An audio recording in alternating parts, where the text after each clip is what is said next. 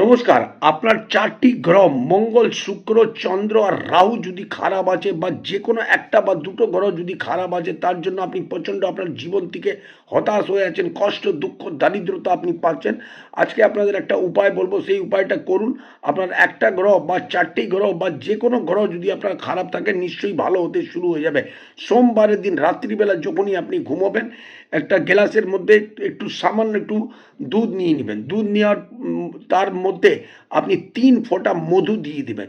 মধু দিয়ে ওই গ্লাসটা আপনি নিজের খাটের পাশে রেখে আপনি রাত্রিবেলা ঘুমিয়ে যাবেন। পরের দিন সকালবেলা মানে মঙ্গলবার দিন স্নান আদি করার পর ওই দুধটাকে নিয়ে আপনার বাড়ির আশেপাশে নিম গাছের গোড়ায় ওই দুধটা ফেলে দেবেন।